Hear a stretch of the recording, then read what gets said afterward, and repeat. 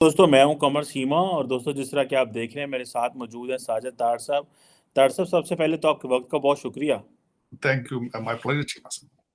तार साहब, एक तरफ तो प्राइम मिनिस्टर ऑफ पाकिस्तान जो है वो चीन गए थे, जहां से, और उससे पहले सऊदी अरब गए थे, जहां से कोई 9 अरब डॉलर चाइनीज ने कहा है, और 4 अरब डॉलर की जो फाइनेंशियल सपोर्ट है वो जो सऊदीज देने को तैयार हैं।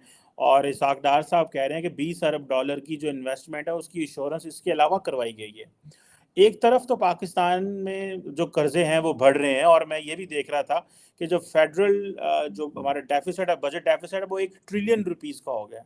उधर से जो मुल्की हालात हैं तारड़ साहब, वो इस इन्वेस्टमेंट और ये जो बाहर की हम स्टोरियां सुना रहे हैं उससे मैच नहीं कर रहे। आप किधर देख रहे हैं कि प्राइम मिनिस्टर दुनिया में जा रहे हैं कर्जे मांगने, और घर में जो है वो लड़ाइयाँ हो रही हैं। और ज़रा एक तरफ वो आया जी कि वीडियो लीक हो गई है, पर्चे नहीं हो रहे, इमरान खान साहब के ऊपर आज 48 घंटे से ज़्यादा हो रहा है, इमरान खान जिस सूबे में हुकूमत में है उनसे FIR नहीं हो रही। आप कैसे देख रहे हैं इन चीज़ों को?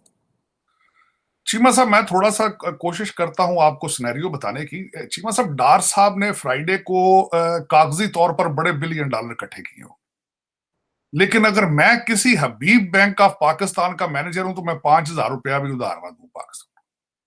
अब उसकी वजह बताता हूं। सरकार इस वक्त आपका पॉपुलर तरीन जो लीडर है वो खूनी इनकलाब का ईरान का अंदिया दे चुका है। वो कहता है ईरान बनाएंगे। उसके बाद आप देखा, अगर आप बहसीते पाकिस्तानी देखें, आज आपकी अदलिया नाकाम नजर आ रही है, एस्टेब्लिशमेंट छुपती नजर आ रही है, बिल्कुल भागते फिर रहे हैं उससे। और उसके बाद जब फैजाबाद चौक के ऊपर टायर जलाए जा रहे हो, उसके बाद पेशावर में लोग जो है उन्होंने कोर कमांडर की रिहाइश के ऊपर जो है वो एक हंगामा कर दिया हो, और उसके बाद एक गवर्नमेंट ऐसी हो 25 मील रेडियस की जिनके 75 वजीर हो, आपको कोई देगा लोन आपको किस तरह की? ये सिर्फ कागजी हिसाब किताब है, सिर्फ और सिर्फ ये लोगों को बताने के लिए कि हमारे दौरे बड़े कामयाब रहे हैं। इसमें जो कुछ भी है मेमोरेंडम ऑफ अंडरस्टैंडिंग से आगे कुछ भी नहीं गई चीज। मैंने बड़ी डिटेल से जब ये दौरा हुआ था जब चाइना का, तो मैंने देखा था, हाँ उन्होंने ये जरूर किया है कि उन्होंने आपके जो पिछले कर्जे थे वो रिस्केड्यूल कर देंगे। वो सिर्फ और वो भी सिर्फ इसलिए कर रहे हैं क्योंकि आपका बॉर्डर भारत के साथ है, वरना वो भी ना किए जाते। श्रीलंका का उन्होंने कुछ नहीं किया था, श्रीलंका को उन्होंने बिल्कुल छोड़ दिया था। लेकिन आपका क्योंकि बॉर्डर भारत के साथ है इसलिए आपके साथ वो अटैच रहना चाहते हैं, वो रीस्केड्यूल कर देंगे। दूसरा, मैंने शायद पहले भी अर्ज की थी कि इस वक्त अकॉर्डिंग टू IMF उनकी GDP ग्रोथ जो है पिछले साल की, उनकी 40 ईयर्स लो है चाइना की। श्रीलंका का तजर्बा उनका नाकाम रहा है। उसके बाद अभी तक सप्लाई चेन बहाल नहीं हो रही है। उसके बाद अमेरिका के साथ इस वक्त वो अमेरिका खुद अपनी पोजीशन में नहीं है। यूके के अंदर आप देख रहे हैं जिस तरह 3 महीने में 3 गवर्नमेंट्स चेंज हुई हैं। इस वक्त दुनिया खुद जो है वो ऑन द बैक फुट, और जो एनर्जी क्राइसिस है वो सारी दुनिया को नजर आ रहे हैं इस वक्त। वो जो आप समझते हैं कि डॉलरों की बारिशें शुरू होंगी, वो नहीं अब होगा। बिल्कुल आपको इंटरनली कुछ करना पड़ेगा। इंटरनली क्या करेंगे? आप एग्रीकल्चर कंट्री हैं लेकिन रशिया से गंदम मंगाने के बारे में सोच रहे हैं। और अंदर आपके हालात ये हैं, मैं जिस तरह मैंने बताया है आपको, जिस तरह खुद आपने अर्ज कर दिया है कि एक सेंसिटिव एजेंसी के एक जो उनके जनरल। ऑलमोस्ट है, जनरल है, उनके ऊपर FIR, कोई उनके खिलाफ एविडेंस मौजूद नहीं है, कोई उनके खिलाफ इस तरह का शवाहिद नहीं है, लेकिन वो हमारा जो वो लाडला है वो कहता है मैं खेलने के लिए मुझे चांद चाहिए। तो इन सर्कमस्टांसिस में आपका क्या ख्याल है? आपको कोई लोन देना चाहिए या देगा कोई? मेरा तो इसमें जवाब नेगेटिव होगा। अब मैं थोड़ा सा ये बताना चाहूंगा कि इस वक्त सिनेरियो क्या पेश हो रहे हैं। सिनेरियो ये हो रहे हैं, आपके सदर जा चुके हैं। मैं छोटी सी जो बात बताना चाहूंगा, 3 स्टेप लिए आपकी गवर्नमेंट ने, जो आपकी गवर्नमेंट या एस्टेब्लिशमेंट या जो कुछ भी कहे, तीनों के तीनों एक ऐसे एक ना लेने जैसे स्टेप्स, बहुत सॉफ्ट। एक जिस तरह कहते हैं कि आप आओगे तो मैं आप थप्पड़ मारोगे तो मैं भी थप्पड़ मारूंगा, ये इस तरह का जवाब दिया। अब उसमें जवाब क्या, शहबाज शरीफ साहब ने जाके अदलिया को कह दिया जी आप कुछ करें। पैमरा ने कुछ घंटे के लिए वाम साहब इमरान खान साहब की स्पीच के ऊपर उन्होंने पाबंदी लगाई है, 2 घंटे बाद उन्होंने कह दिया नहीं जी नहीं लगाएंगे। ISPR ने कह दिया है कि आप हमने बुरा मनाया है आपका, आपने इस तरह की बातें ना किया करें। तो ये इस तरह ये लोग अंदर जाएंगे, ये पार्टी करने वाले लोग जिनको खान साहब ने तीनों पार्टियां चारों इकट्ठी कर दी हैं, 3 in 1 कर दिया है, दमादम मस्त कलंदर भी कर दिया है, वहीं चरस भी लोग बैठ के पीते हैं लॉन्ग मार्च में, वहीं लड़कियां गाने भी गाती हैं, वहीं ट्रेलर के ऊपर अमर बिन मारूफ लिखा है कि यहाँ जाती दफा दुआ करें सारे गुनाह माफ हो जाएंगे। तो वो सर, और दूसरा उन्होंने वफादारी भी, जो एक आपकी फौज के पास एक यही चीज थी कि हमने पाकिस्तान को महफूज रखा हुआ, उन्होंने उनके भी कपड़े उतार दिए। तो इन सर्कमस्टांसेस में ये नरम किस्म की ये हालात हम बर्दाश्त नहीं करेंगे, इकदाम कर लिया गया है, नोटिस ले लिया गया, वो इन चीजों से अब आगे बढ़ना पड़ेगा आपको। अगर बहसीते पाकिस्तानी आज देखें आप, एक मिनट के लिए सोचें आप, पाकिस्तानी असेंबलियों पे आपका एतमाद, असेंबलियां मौजूद ही नहीं है आपकी, जुडिशरी के ऊपर हम ख्याल ग्रुप है, दूसरा तीसरा चकवाल ग्रुप बन चुका है। ये सारी चीजों का मतलब ये है, मकसद ये है कि लोगों का एतमाद इन इदारों से उठ चुका है। अब ये एतमाद बहाल किस तरह होगा, ये सबसे बड़ा टास्क है। वो किस तरह होगा, अब बातों से, प्रेस कॉन्फ्रेंस से चीजें आगे जा चुकी हैं। आप इस वक्त जो आप PTI, Imran Khan versus establishment, देखें वो कितने स्मार्ट है। मैंने शायद आपको अर्ज किया था कि उस आजम स्वाति साहब का केस किस तरह पेश किया जा रहा है, जो मेरा जो उस बारे में एनालिसिस है, या तो आजम स्वाति साहब को पीटीआई की अगली लीडरशिप उनके पास है, या तो उनको इतना एयर टाइम दिया जा रहा है, बार बार ऊपर नीचे प्रेस कॉन्फ्रेंस दी जा रही, या तो उसको अगला प्राइम मिनिस्टर ये बनाना चाहते हैं। मुझे तो देखें जिस तरह, और उनके बारे में देखें, पीटीआई के वो लीडर हैं, बगैर वीडियो देखे उन्होंने प्रेस कॉन्फ्रेंस की है जहां वो चीखे मार के रोए, दाढ़े मारी उन्होंने। फिर क्वेटे के साथ रिलेट किया गया है। क्वेटे के फौरन बाद आप असद उमर साहब के 3 ट्वीट देखें, वो फौज को गाइड करने की कोशिश कर रहे हैं कि आपके इदारे के अंदर कोर्ट मार्शल किया जा सकता है। देखें, अब ये जर्नैलों के बच्चों ने बताना था कि जीएचक्यू ने किस तरह चलना है। उसके बाद शहबाज गिल साहब ने कहा कि उसी जुडिशियल कॉम्प्लेक्स के अंदर दूसरे जज भी ठहरे थे, और उस क्वेटे की क्यों क्वेटे पे जाते हैं, क्योंकि आपके यही जो अफसर है आईएसआई के, ही वाज पोस्टेड देयर। कितने स्मार्ट लोग हैं, किस तरीके से फ्रेम करते हैं अपनी एस्टेब्लिशमेंट को, एजेंसियों को। लेकिन आपकी एजेंसियां अब इस वक्त चारपाई के नीचे छुप कर बैठी हैं। इस तरह काम चलेगा नहीं। ये आईएसपीआर की एक 2TC प्रेस कॉन्फ्रेंस हमें गम गुस्से में हम सारे चलेंगे। भाई क्या गमो गुस्सा है आपका, ये गमो गुस्से से बातें।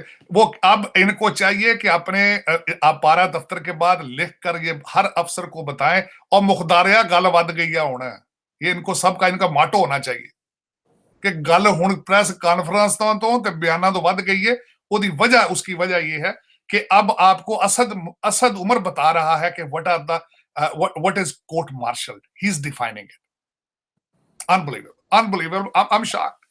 मेरे लिए ये स्टेट ऑफ पाकिस्तान की कमजोरी देखकर अफसोस के अलावा कुछ भी नहीं है। इंतहाई कमजोर हो चुकी स्टेट आपकी, लाचार, बीमार, कमजोर, और इतनी वीक हो चुकी है कि they are losing their ability to defend themselves, but they have lost it.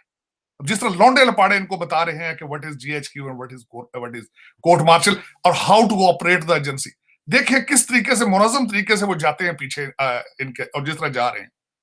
और उसके बाद देखें, अभी मैं समझता हूं, मैं आज मेरी नजर में फिर भी परवेज इलाही साहब के लिए काफी रिस्पेक्ट है कि जिन्होंने एटलीस्ट एफआईआर को रोका हुआ है, जिन्होंने कहा कि ये पॉसिबल नहीं है। बल्कि वरना तो ये तो बिल्कुल ही गलत बात है ना, क्योंकि ये सारा जो ड्रामा किया गया है कि 220 मील चलाकर गाड़ी जो है वो खान साहब अपने एक प्राइवेट हॉस्पिटल में पहुंचे हैं, ये एक अजीब सी बात है।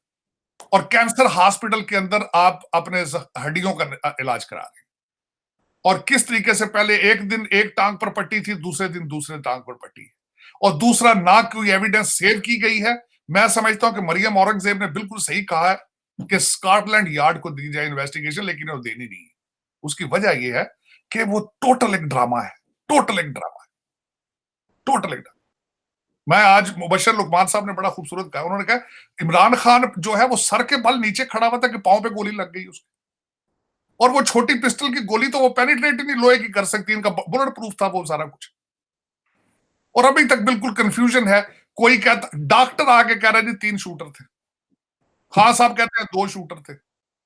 मेरे हर बंदा इस वक्त शर्लक होम बन चुका है। एवरी आपका जो आपका इस वक्त हर एंकर है वो शर्लक होम है, ही इज चीफ जज है, ही इज पुलिस ऑफिसर है। हर एक ने उसका ऐसा ऐसा एनालिसिस किया, लेकिन नहीं एनालिसिस किया तो सिर्फ पुलिस ने नहीं किया। सिर्फ पुलिस ने, किसी ने कोई देखे ना वो जिस तरीके से उसका बयान आ रहा है बाहर, उसका इकबाली जुर्म का बयान है उसका, उसको भी उन्होंने फौरन रिलीज कर दिया, सारी चीजें। लेकिन ये इसमें से नजर क्या आता है? नजर ये आता है कि आपको सीरियस रिफॉर्म की जरूरत है, आपको सीरियस लेना पड़ेगा पाकिस्तान को। अगर इस तरह चलाना है, ये इस तरह नहीं चलेगा। अब और उसमें दूसरी बात है, खान साहब ने कह दिया मेरी सेहतयाबी के बाद मैं अब लॉन्ग मार्च शुरू होगा। ना होगा, वो कहते ना राधा नाचेगी ना तेल होगा। दर हकीकत मैं तो बल्कि ये सोचता हूँ खान साहब के मुकदमात का क्या बनेगा, वो भी गोल है सारे। लेकिन इस वक्त देखें चीमा साहब, चाइना और सऊदीया आपका क्या करेगा, दुनिया आपका क्या करे, जब आप खुद ही पाकिस्तान को नहीं बचाना चाहते, जब आप खुद ही पाकिस्तान को चाहते हैं कि वो खत्म हो, तो फिर दुनिया तो इसमें कुछ नहीं कर सकेगी ना आपके लिए। आपको सऊदी अरेबिया ने, चाइना ने कहा है कि हम ग्वादर में अब वहां पे रिफाइनरी लगाएंगे, हम ट्रेन का मंसूबा बनाते हैं, करते हैं। जाहिर है उन्होंने भी आपके रिलेशन, जिस तरह मैंने आपको कहा है कि भारत की दुश्मनी में चाइना ने आपके साथ, they don't have any choice. आप कोई चॉइस नहीं, आपके पास एबिलिटी तो कुछ भी नहीं है, ना लेने की है ना देने की है। तो चाइना पीछे पीछे फिरता रहता है, क्योंकि आपका बॉर्डर चाइना का भारत के साथ है। उन्होंने करना है, आपके पास मजबूरी में फंसे हैं बेचारे। अब देखें वो कहां तक बर्दाश्त करते हैं सारी चीजें। उन्होंने देखें, उन्होंने अपने तहफुजात का इजहार करते हैं। वो मुराद सईद साहब और जुल्फी बुखारी साहब को वीजा उन्होंने बैन कर दिया था, हालांकि वो वजीर मवासलात थे। वो आपसे खुश नहीं है। वो दरिया नीलम के ऊपर आपके वो बना रहे थे डैम, दरमियान में छोड़ के चले गए। वो ये अगर सोचा जाए कि असहाक डार साहब ये अगर बताएं जाके कि वो सारे जी लवी डवी हैं और यहाँ पे सारा पीस और अमन और लॉ एंड ऑर्डर चल रहा है, सब शांति की रिपोर्टें हैं, और चाइना भी वापस आ रहा है, सऊदी अरेबिया भी वापस आ रहा है, अमेरिका भी पीछे फिर रहा है, तो ये पॉसिबल नहीं है। डार साहब आप मुझे ये बताएं, आपके कितने एम्बेसडर हैं इस्लामाबाद में बैठे? सबकी ईमेलें काम कर रही हैं, सबके फोन काम कर रहे हैं। फैजाबाद आपके आग लगी पड़ी है आपकी चौक में। तो उसमें मुझे ये बताएं कि वो एम्बेसडर वो नहीं है साइफर भेज रहे हैं अपने कंट्रीज में, ईमेलें भेज रहे हैं कि यहाँ पे क्या माहौल है? उनको सब नजर आ रहा है, देख रहे हैं। तार साहब वो जी। आपकी बात काट रहा हूँ तारड़ साहब, वो जो इमरान खान साहब की जो पार्टी के लोग हैं वो तो कह रहे हैं कि इमरान खान उम्मत मुसलमा के लीडर हैं, और देखें कि कतर, कुवैत, सऊदी अरब, हर जगह से हमें जो है वो कॉलें आ रही हैं, यूएई से कॉलें आई हैं, अमेरिका ने हमसे सिंपथी का इजहार किया है। वो तो समझ रहे हैं कि हम तो जो है ना प्राइम मिनिस्टर इन वेटिंग है, लेकिन भारत के जो वज़ीर आज़म नरेंद्र मोदी हैं उन्होंने कोई अफसोस का इजहार नहीं किया इसमें। तो आप क्या देख रहे हैं कि एक तरफ घर में जो है वो एस्टैब्लिशमेंट के साथ लड़ाई, कई लोग तो ये कह रहे हैं कि इमरान खान को ये फेस सेविंग मिली है, ये जो वाकया हुआ है, क्योंकि लोग इकट्ठे नहीं हो रहे थे और वो इस्लामाबाद पहुंचना बड़ा मुश्किल था। तो आप क्या समझते हैं कि क्या ये फेस सेविंग है? एक बात, दूसरा वो समझ रहे हैं कि जनाब हमें तो इंटरनेशनली पूरी दुनिया से कॉलें आ रही हैं, तो इमरान खान एक ग्लोबल स्टेचर का लीडर है। और तीसरा, मोदी साहब ने पूछा ही नहीं, हालांकि मोदी साहब हमारे हमसाए में।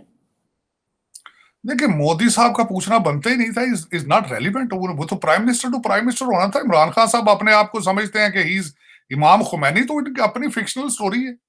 आज मैं अपने आप को अभी जो बाइडन समझना शुरू कर दूं तो क्या फर्क पड़ता है? अगर मैं कह दूं जी हम इंटरनेशनल लीडर, तो क्या कोई डजंट मैटर। मसला तो ये है कि जब आप पावर में थे तो आप कितने बड़े इंटरनेशनल लीडर थे। अमेरिका आपसे नाराज था, चाइना आपसे नाराज था। आपसे कौन सा मुल्क राजी था उस वक्त? एमबीएस आपसे नाराज था, तुर्की आपसे नाराज था। उस वक्त काल आपको जो बाइडन की आपको नहीं आती थी, $25,000 महीने की आपको फर्म हायर करनी पड़ गई है। चाइना आप खामखा चले गए थे, ओलंपिक में आपको बुलाया भी नहीं गया था। आपके वजीर जो थे वो उनसे वो नाराज थे, वीजे नहीं देते थे। सी पैक आपने बंद कर दिया था। भारत के साथ आपकी दुश्मनी थी। आप जब पावर में थे तो देखे ना आप कितने बड़े एक्सपर्ट थे। आप फॉरेन पॉलिसी पे, आपकी फॉरेन पॉलिसी क्या थी उस वक्त? आज आपको क्यों कालें आ रही? मुझे ये किसी न्यूज़पेपर में दुनिया के नहीं आया कि आपको खलीजी ममालिक से कालें आई, या वो इतने कंसर्न्ड है कि ये हमारा 21वीं सदी के पैगंबर को क्या हो गया। किसी ने कोई, मैं तो कोई खबर नहीं पढ़ रहा हूँ। चीमा साहब मैं तो दिन में 8 अखबारें पढ़ता हूँ, 8 आउटलेट्स पे जाता हूँ to to to learn things matter fact. मुझे तो कोई नजर नहीं आ रहा कि यहाँ पे क्या हो रहा है। हाँ, ये इतना जरूर आया है कि वहां एक दो अखबारों में आया है कि वहां शूटिंग हुई है, उसमें उन्होंने ये तो नहीं कहा कि जी देखें पूरी दुनिया का मुस्तकबिल जो है वो खराब हो गया। This is wrong matter of fact. ये खान साहब को गलतफहमी है। और जिस तरह हम पहले बात कर रहे थे, और मैं कहना खलीजी मुमालिकों की काले आई होगी, FIR तो गुजरात कटा लो अगर एडे बड़े लीडर होते। देखो ना, और कहते हैं फवाद चौधरी साहब और बहुत लोग कहते थे हमने बदला लेना है, तो वो बदले FIR ही नहीं दर्ज हो रही। कल वो गए थे बदला लेने, वो FIR दर्ज करवाने, उन्होंने थाने की बिजली बंद कर दी थी। वो तो चीमा साहब देखें, पाकिस्तान में अगर देखा जाए तो मैं कहते कहां से शुरू करूं कहां खत्म करूं। ये जो जब आपका पूरा मुल्क ही चल रहा हो वीडियोस पे, हैकर साहब से ये वीडियो बना दी किसी ने। मेरा अच्छा देखें स्वाति साहब का, अगर किसी ने नहीं भी देखी तो आप वो सारा पाकिस्तान गूगल कर रहा है स्वाति साहब की वीडियो क्या। बल्कि मजे की बात यह है कि स्वाति साहब को पता होना चाहिए था पोर्न देखने में आपका कंट्री सबसे पहले नंबर पर है, तो उनके लिए तो एक और शुगल मिल गया ना, स्वाति साहब के वीडियो ढूंढते फिर रहे सारे, गूगल कर कर चेक कर रहे हैं स्वाति साहब की वीडियो, मसाले देख रहे हैं, वो सारे मसाला उनको मिल गए।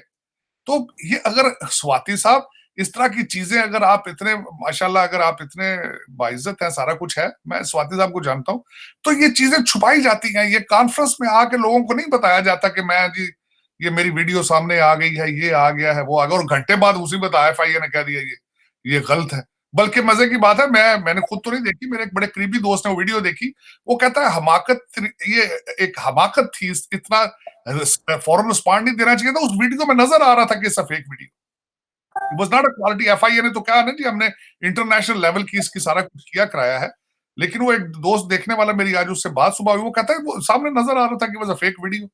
और मजे की बात यह है कि अच्छा फेक भी ना हो, आपके मेरा मसला 25 करोड़ में से मेरा 20 करोड़ लोगों की तो वीडियो मौजूद होगी पाकिस्तान में, क्योंकि आपकी एजेंसियों का और तो काम ही कोई नहीं है। आपकी एजेंसियां, आपका क्या ख्याल है, पाकिस्तान की हिफाजत कर रही है, वो आपकी वीडियो तो बना रही है, फाइलें तो बना रही है वो। आप देखें ना श्रीना के आसपास जितने सारे फिर रहे होते हैं, मुझे बल्कि एक दोस्त ने मुझे कहा, बल्कि वो फॉरनर था, उसने कहा यार ये किस तरह की आपकी एजेंसी है, हर एक के हाथ में वाकी टाकी होता है, हर बंदे को पता होता है ये एजेंसी का बंदा। ये तो वाकई पता है, लग जाता है कि ये जो एजेंसियों के बंदे हैं। और खास और किस्म के उनके कपड़े होते हैं, और खास किस्म की उनका चाल होता है, और पूरे श्रीना होटल को पता होता है कि ये एजेंसियों के लोग बता रहे होते हैं ऐसे तो बच के रहना भाई साहब, तो बच। मेरा मकसद ये है कि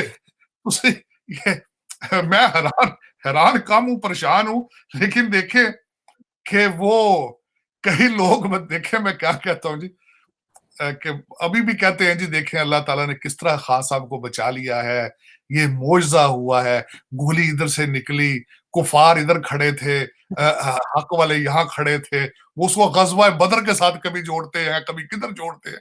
तौबा नऊज बिल्ला, मैं हैरान हूं बंदा क्या करे। कोई कह रहे हैं ये वही जगह थी जहां पे साद रिजवी साहब का एरिया था, उसी एरिया के पास जा रहे थे, इस्लाम की जंग यहीं से शुरू होगी। कहते हैं कि वो वजीराबाद रिजवी साहब को भी उधर ही रोका गया था, इधर भी रोका, ये यहां से ही गजवा शुरू होगा।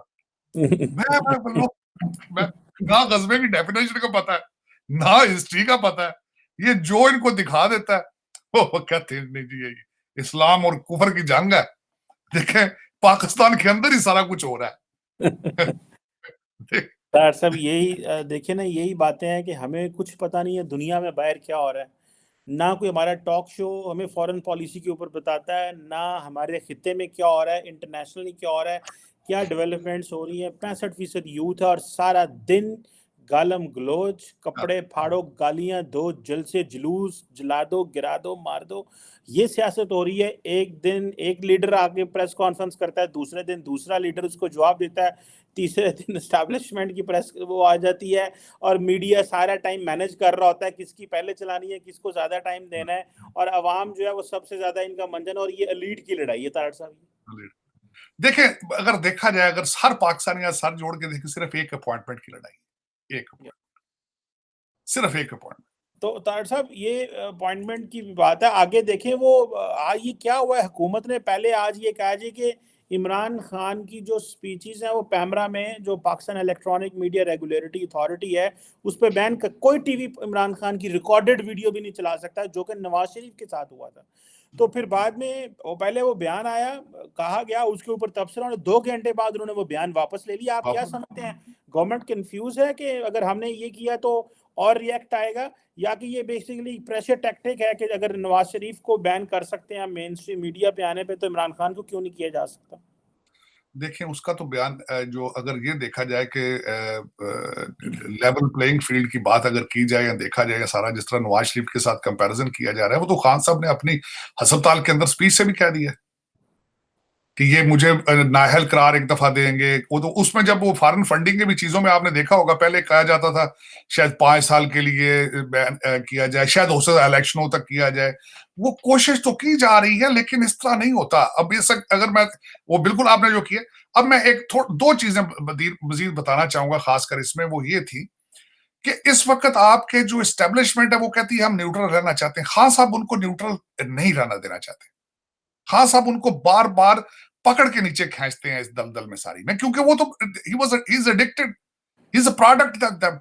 वे बिल्कुल इस तरह ही है कि माँ, जिस तरह कई दफा आपने देखा होगा कि माँ जो होती है बच्चे को छोड़ के किसी जगह जाने लगती, बच्चा चीखता है, वो माँ के पीछे बे बे बे बे, वो पीछे पैंदा है। अब वही हालत है। उन्होंने वो बच्चे को तैयार करके सीट पर बिठाया। अब वो कहते हैं यार तू जवान हो गया, वड्डा हो गया, आप खेल रहा हूं, लै थले तू। वो कहता है नहीं अब्बू जी, मैं अम्मी जी, मैं आपके बगैर किस तरह रह सकता हूँ। वो पकड़ पकड़ के नीचे खींचता है मुख्तलिफ तरीकों बानों से। वो उनको न्यूट्रल नहीं रहने देगा, बल्कि पॉसिबल ही नहीं है। अच्छा, इसमें जो आप चीमा साहब, आज एक खास कर मैं एक आज चीज मैं यहाँ अमेरिका के हवाले से मेंशन करना चाहूंगा, जो मेरे लिए पाकिस्तान के साथ रिलेटेड है, कि आज यहाँ पे जो लेफ्ट साइड का जो मीडिया है, उन्होंने प्री मिड टर्म इलेक्शन जो है वो प्रिडिक्शन शुरू कर दी कि अब क्योंकि यहाँ पे हाउस और सेनेट दोनों जा रहे हैं रिपब्लिकन साइड पे। और मेरे लिए एक बड़ी काबिल तशवीश चीज उसमें एज ए बहसीत पाकिस्तान के हवाले से, कि आफ्टर इसके बाद क्या होगा, अगली जो रिपब्लिकन हाउस और सेनेट के अंदर क्या होगा, उसमें दूसरे तीसरे नंबर पर चीज ये है कि उसमें अफगानिस्तान का विड्रॉल, ये उनके एजेंडा में शामिल, कि उसको इन्वेस्टिगेट करना है।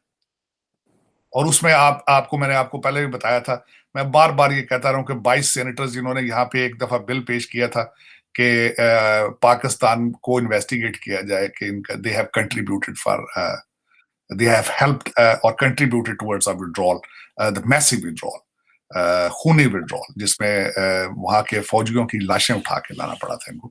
तो उसके बारे में मुझे आज मैं ये बता रहा था कि that is another pressure coming towards Pakistan in the future.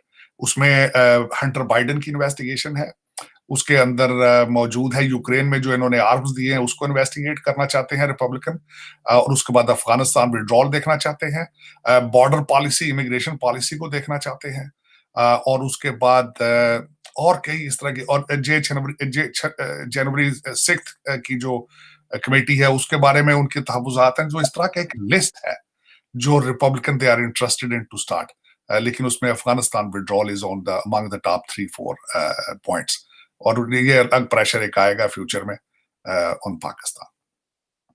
बिल्कुल तार साहब, ये फॉरेन पॉलिसी का तो हमें पता ही नहीं है कि वो भी कोई चीज़ है, और प्राइम मिनिस्टर इतना दौरा करके आए लेकिन पाकिस्तान में कुछ पता ही नहीं था, और वो बजाय इसके कि उसके बारे में बताते, वो डोमेस्टिक चीज़ों में हम जो है वो इंगेज हो गए। और कल को रिपब्लिकन दोबारा आते हैं तो हमने तो बड़ी मुश्किल से डेमोक्रेट से ताल्लुकात अपने जो बनाए थे, तो रिपब्लिकन से हम जो है वो कैसे मैनेज करेंगे। हमारे पास तो वो रिपब्लिकन तो वैसे ही बड़ी टफ लाइन लेते हैं। अगर याद हो कि अगले दिन सुना है मैंने, बल्कि डोनाल्ड ट्रंप ने भी हिंट दिया कि वो दोबारा जो है वो प्राइमरीज में जा सकते हैं, वो कंटेस्ट कर सकते हैं। आप तो बड़ा करीबी जानते हैं, मिलते रहते हैं डोनाल्ड ट्रंप से। यहाँ पे पीपल आर एक्सपेक्टिंग कि ये 14 तारीख को अपनी, right after the mid term election, expecting December 14 को अपनी कैंडिडेसी अनाउंस करेंगे। This is what are the speculations. तो अगर जारी बात है उसके लिए, लास्ट टाइम तो इमरान खान साहब ने जो है वो रिपब्लिकन्स के पलड़े में सारा कुछ डाल दिया, जैसे डेमोक्रेट्स नाराज हो गए, क्योंकि हम शायद इंडिया की तरह करना चाह रहे थे, जिस तरह हाउडी नहीं नहीं, उसमें चीमा साहब, मैं जाती तौर पर बताऊं, उसमें इमरान खान साहब का कमाल नहीं था ज्यादा। उसमें रिपब्लिकन्स जो थे वो हकीकतन, रिपब्लिकन जब पेंटागन को, स्ट्रॉन्ग आर्मी को करते हैं, तो उन्होंने रिविजिट करना होता है फॉरेन पॉलिसी को। और उसमें हमेशा मैं समझता हूं कि क्योंकि एस्टेब्लिशमेंट का हिस्सा नहीं थे डोनाल्ड ट्रंप साहब, और वो हमेशा ये चाहते थे कि उस रीजन के अंदर बैलेंस होना चाहिए। हालांकि यहां से रिप्रेजेंटेशन कोई भी नहीं थी। खान साहब यहाँ आके टेक्सास के डेमोक्रेट कांग्रेसमैन को मिलते रहे हैं आके, ये यहाँ जब रिपब्लिकन पीरियड के अंदर भी डेमोक्रेट पार्टी के लोगों को मिलते रहे हैं, जो इनको मिला दे मिल लेते हैं, क्योंकि अपनी तो पीआर है ही नहीं है, अपनी तो ना लाभी है। आप तो इंटरेस्टेड ही नहीं है, खुद तो इन्हें पता ही नहीं फॉरेन पॉलिसी का स्पेलिंग क्या है, खुद तो दे आर नॉट इंटरेस्टेड। तो वो ये मैं समझता हूँ उस वक्त वो कमाल डोनाल्ड ट्रंप का था, वो इमरान खान का कमाल कम था उसमें। डॉक्टर साहब वैसे चले ये बात चल पड़ी है कि इस पे आखिरी बात कर लूँ। पाकिस्तानी एम्बेसडर अगले दिन एक कॉन्फ्रेंस हुई है जॉन हॉपकिंस यूनिवर्सिटी में, और पाकिस्तानी एक यूनिवर्सिटी की मिलकर इन्होंने की है। वहाँ पर उन्होंने कहा है कि हमें अमेरिकन गवर्नमेंट ने ये अश्योर कराया है कि हम पाकिस्तान को डीहाइफनेट करेंगे। मतलब हम पाकिस्तान को जिस तरह माजी में अफ़गानिस्तान इंडिया के लेंस से देखते रहे हैं, हम पाकिस्तान को डीहाइफनेट करेंगे चाइना से, सो हम चाइनीज़ लेंस से पाकिस्तान को नहीं देखेंगे। आप क्या समझते हैं कि जो ऐसी कोई और ये एम्बेसडर मसूद ने कहा है कि हमें अश्योर कराया गया है कि डीहाइफनेट किया जाएगा। आप क्या समझते हैं कि पाकिस्तान को इज़ इट पॉसिबल कि जितना अमेरिका चाइना में इंटरेस्ट कर रहा है, इन्फ्लुएंस ले रहा है, कि हमें जो है वो डीहाइफनेट कर दिया जाए या ना चाइनीज लेंस से देखा जाए? पॉसिबल। देखें, दो चीजें, पाकिस्तान अपनी वैल्यू जिस दिन विड्रॉल किया ना अफगानिस्तान से, उस वक्त वैल्यू अपनी खो चुका है उस दिन से। उसके बाद मैं आपको मुसलसल बार बार ये कहता हूं कि देखिए, अगर आप कंपेयर करें इस रीजन में, चाइना के खिलाफ भारत ने अमेरिका को यकीन दहानी करा दी है, we are the only one, we are the only one can stand up और have ability to challenge China. China इस वक्त इनके नर्व्स पे छा चुका है। चाइना आप देखें तो पिछले 10 साल में इन्होंने अपनी पॉलिसी शिफ्ट कर ली थी कि स्मॉल कॉन्फ्लिक्ट से निकलकर इन्होंने चाइना को काउंटर करना है।